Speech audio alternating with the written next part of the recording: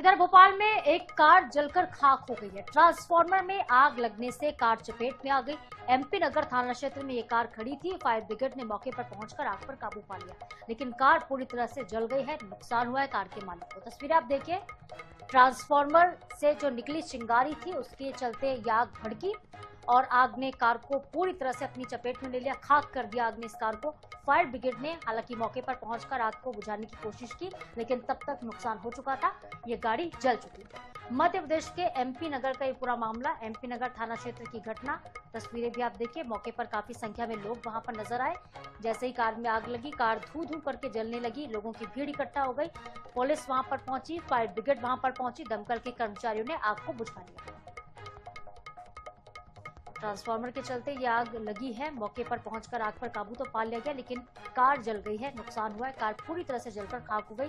तस्वीरें भी आप देख पा रहे हैं भोपाल से।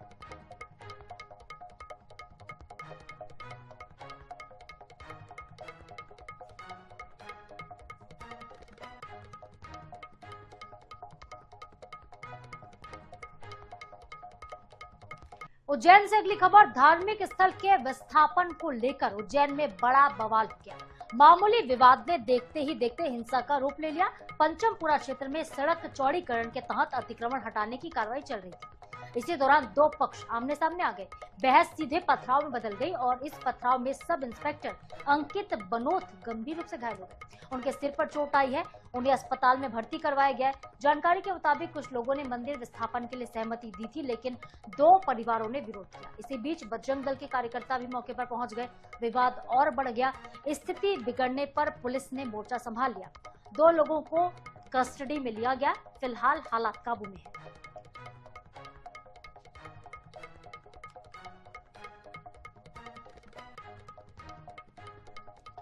तो उज्जैन से ये खबर, उज्जैन में हालात तो फिलहाल नियंत्रण में, लेकिन उस वक्त माहौल काफी विवादित हो गया था जब हिंसक झड़प हो गई।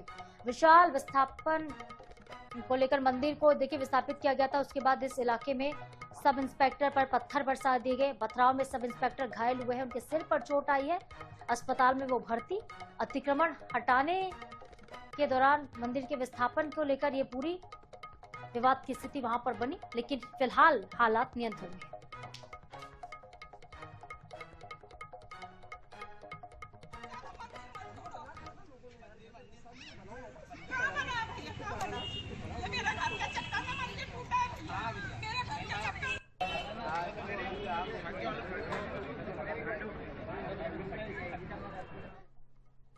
इधर मंडला से एक दर्दनाक सड़क हादसे की तस्वीर सामने आई है। बस स्टैंड के पीछे कलेक्ट्रेट कॉलोनी के पास देर रात एक तेज रफ्तार वाहन बेकाबू हो गया और 3 लोगों को और 4 दोपहिया वाहनों को जोरदार टक्कर मार दी। टक्कर इतनी भीषण थी कि बाइकें हवा में उछल गई।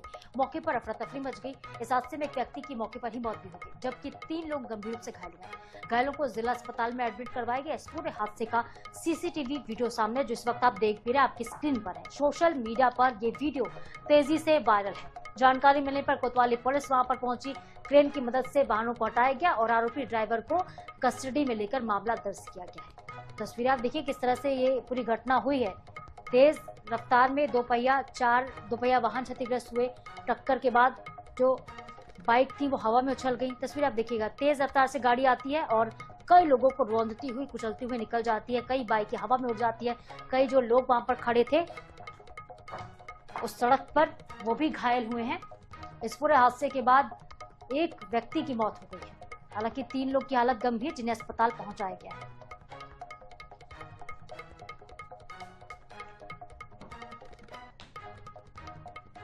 मध्य प्रदेश के सीहोर जिले से एक बेहद दुखद और चिंताजनक मामला सामने आया, जहां पे एक कथित सूदखोरी और लगातार प्रताड़ना से परेशान होकर एक शख्स ने जहर खा लिया, आत्महत्या करने की कोशिश की। घटना सीहोर के गंगा आश्रम क्षेत्र की। जानकारी के मुताबिक Rudra Pratap best finance company में DSA के रूप में कार्यरत था, जो कि लंबे वक्त से कर्ज और ऊंचे ब्याज के जाल में फंसा हुआ था। सूदखोरों ने शुरुआत में तो 203% ब्याज बताया और पैसा दे दिया। बाद में 10 से 20% तक इस इंटरेस्ट को बढ़ा दिया। करीब 10 लाख रुपए के बदले 60 लाख रुपए से अधिक की वसूली की गई और इसके बावजूद चेक और स्टाम्प पेपर नहीं दिए गए थे। परिवार की कार, उनके जेवर, उनके मकान तक बिक गए। सूदखोरों के लगातार दबाव के चलते मानसिक स्थिति शख्स की बिगड़ गई थी।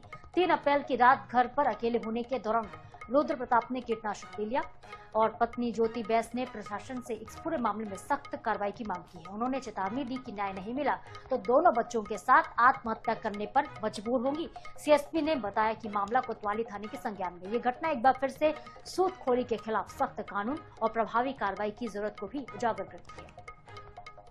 वो 1 साल से बहुत लोगों ने परेशान कर दिया था।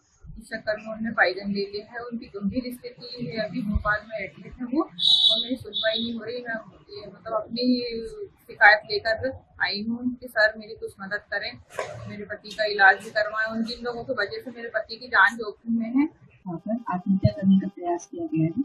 उनका ऐसा कहना है कि उनके जो पति हैं वो फाइनेंस कंपनी में लोन दिलाने का काम करते थे, और पिछले कुछ समय से अनिरुद्ध चौहान, वर्षा राठौर, मीना राठौर, ललित पराशर और सत्यम शर्मा, इनसे कुछ राशि जो थी वो लोन की ली गई थी इनके द्वारा ही, और उसे वापस भी कर दिया था कई गुना, लेकिन इसके बावजूद भी वो लगातार उन्हें परेशान कर रहे थे।